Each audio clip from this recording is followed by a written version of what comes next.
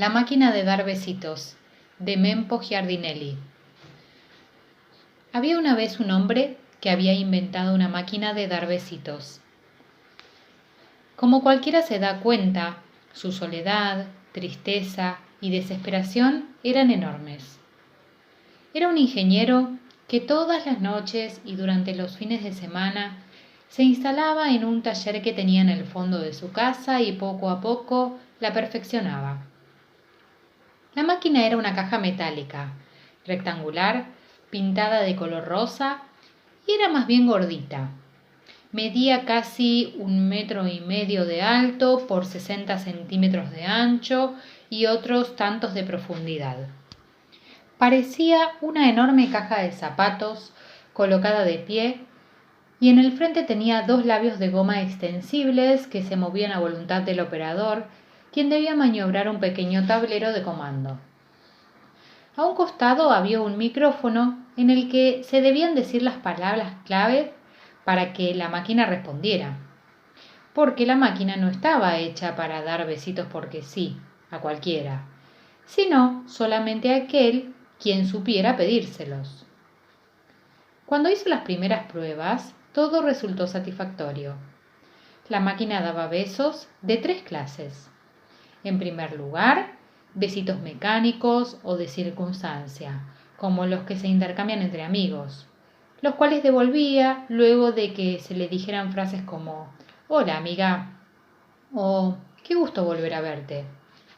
Después estaban los besitos dulces, que la máquina daba con gusto a miel, a menta, a licor de mandarinas o de peras, según la temporada, y después de que se le dijeran frases tales como «Hola, mi corazón, dale un beso a tu papito», u otras por el estilo.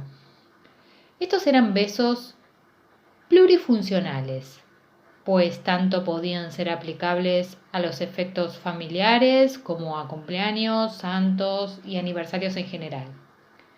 Y por último, la máquina daba besos de amor, que eran sin dudas los más difíciles de conseguir.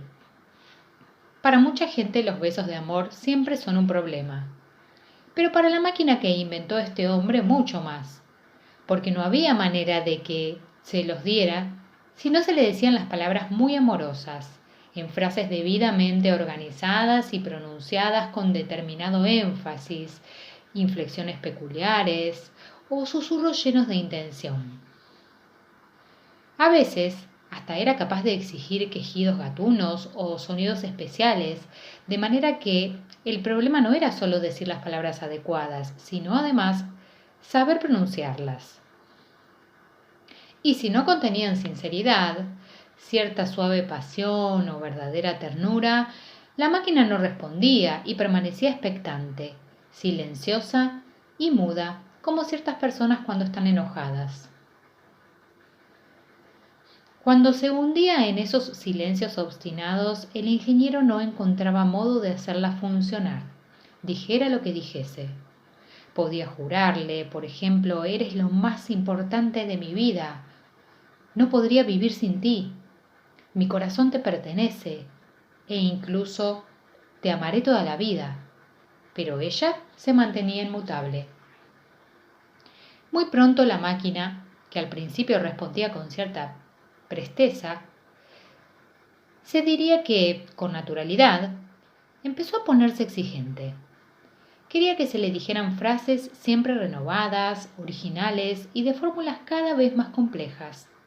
Decididamente no le gustaba que se le repitieran las mismas palabras más que un par de veces, lo cual forzaba al ingeniero a buscar giros verbales desconocidos, frases rarísimas y muy retorcidas, las que además debía pronunciar con entonaciones más y más variadas. Por ejemplo, «Me vuelvo loco por tus besos y me arrancaré el corazón si no me das uno en este mismo momento en que me estoy muriendo de amor». Oración que evidentemente perdía a la máquina durante un par de días en los que parecía contenta, entusiasmada, profería extraños ruiditos y hasta era capaz de dar 2 besos seguidos, el segundo más largo y apasionado que el primero. El hombre Todas las noches iba a ver a la máquina de dar besitos. Le ajustaba algo, le ilustraba la parte superior como si frotara la lámpara de Aladino, le acariciaba amorosamente el borde de los labios de goma y luego le murmuraba las frases correspondientes para recibir distintas clases de besos y besitos según la necesidad espiritual que en ese momento tuviera. Pero, inexorablemente, cuando le pedía besos de amor, la máquina se empacaba. Y si él no pronunciaba alguna frase novedosa, distinta, ella permanecía quieta y muda, como lo que era, una máquina.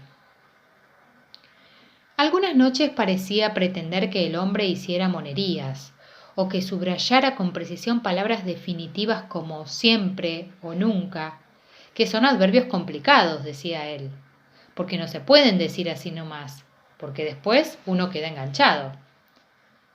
Lo cierto es que si él no era capaz de atinar, no solamente con las palabras que aquella deseaba, sino también con el modo apropiado de decirlas, invariablemente se quedaba sin besitos. Esto hizo que la limitada imaginación del ingeniero pronto se agotara, por lo que debió recurrir a un diccionario para encontrar palabras más complejas, sinónimos rebuscadísimos y hasta arcaísmos a los cuales aún debía agregarles tonos y medidas, ritmos y jadeos y hasta ensayadas convicciones, incluso porque la convicción, decía, es muy importante. Cuando se trata de pronunciar las palabras, y más todavía si hay que decírselas a una máquina que es mujer. Así le salían frases melodramáticas, ridículas y hasta violentas. Por ejemplo, te juro por mi madre que te destrozaría toda si no fuera que después mi vida sin ti perdería sentido.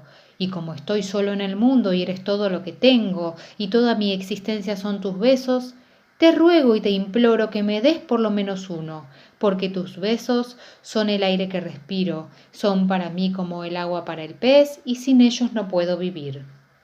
Entonces sí, claro, la máquina le daba un beso. Pero eso no arreglaba nada, porque a la segunda vez que el tipo repetía esa frase no recibía respuesta, o apenas un besito desapasionado, y a la tercera, como es obvio, ella se plantaba con la misma terquedad de los coches cuando les falla una bujía. Así fue la cosa hasta que, una noche, exactamente una noche de primavera, el hombre no encontró la manera de obtener de ella ni un solo beso de amor. De los otros sí, pero de amor nada de nada. Aquella noche, luego de varias horas de sucesivos intentos, cansado y confuso, enturbiaba su razón, y profiriendo toda clase de incoherencias, el ingeniero se quedó frente a ella mirándola con oído desconcierto. Ganado por la rabia que sentía, y que trataba de disimular, se puso a hojear frenéticamente una pila de diccionarios que para entonces había comprado, en busca de alguna palabra que aún no hubiera pronunciado. Pero no encontró ninguna nueva, no hubo caso. Ya no sabía qué decir, qué inventar, y la máquina parecía haberse muerto, al menos en materia de besitos de amor. Entonces el hombre, desesperado, se largó a llorar como un niño, pero ni eso hablando del corazón, es un decir, de la empecinada máquina. Vencido y desconsolado se fue a dormir. Pero a la mañana siguiente, empeñoso y tenaz, se puso a escribir palabras nuevas, estrafalarias, en un idioma que inventaba él y al que subrayaba con interjecciones rarísimas, poniéndole un énfasis especial a cada formulación. Se pasó un montón de horas haciendo cambios, ensayando tonos y modulaciones. Y esa misma noche, delante de la máquina, concentrado como un monaguillo novato ante el altar, repitió todas esas nuevas larguísimas oraciones. Pero ella nada. Y lo mismo pasó la noche siguiente, y todas las otras noches. Al final, las oraciones que componía el pobre ingeniero carecían de toda lógica, pero de todos modos él las vocalizaba tercamente, aunque ya era obvio que dijera lo que dijese, nada tendría la menor eficacia. La máquina se había retraído definitivamente y en todo caso parecía esperar o exigir incrédula, desconfiada, algo que ese hombre ya no podía decir, una oración que él era incapaz de organizar. De todos modos, él hablaba y hablaba todas las noches, con los diccionarios al lado, pronunciando largos discursos, peroratas incongruentes que acababan siendo verdaderas lamentaciones incomprensibles. No alcanzó a saber que ya no había palabras que convencieran a la máquina para darle un beso, porque al final, lógicamente, enloqueció.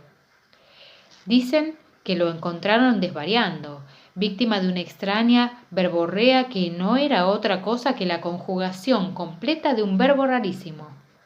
Cuando la noticia circuló por el pueblo, mucha gente se rió. Pero eso no sorprendió a nadie porque ya se sabe que la gente es cruel a la hora de burlarse de la desdicha ajena. Nadie se apiadó del ingeniero, ni fueron a verlo al tallercito en el que profería palabras inconcebibles a toda hora frente a la fría máquina muda y donde empezó a morirse lentamente, acaso ahogado en su propia incontinencia verbal. Alguien recordó que el ingeniero tenía una hija que vivía en el sur, y otro alguien la llamó, piadoso, para avisarle que su padre estaba a punto de morir, empobrecido y sin amigos. Cuando la muchacha llegó, y desoyendo el sinfín de advertencias que le hicieron los vecinos, simplemente atravesó el portón, se acercó a su padre y tiernamente le dio un beso. Al ingeniero lo enterraron al día siguiente. Dicen que en el cajón tenía una expresión serena como la del río Paraná horas después de una tormenta. Lo que nadie supo explicar jamás, en todo el pueblo, fue el destino de esa máquina de fierro rosado que parecía una enorme, rarísima caja de zapatos. Alguien dijo que al cabo de un tiempo la tiraron a la basura, como siempre pasa con las cosas inservibles. Bueno, Miguel, espero que este cuento les haya gustado, a vos, Miguel Oces, y a tu esposa. Nos contaron que les gustan los cuentos, así que pensamos en este cuento para que puedan entretenerse en este tiempo de cuarentena. Yo soy Emilia y junto con Rafael, mi hijo, pensamos en este regalo para vos, Miguel. Les mandamos un abrazo virtual y a quedarse en casa. Chau.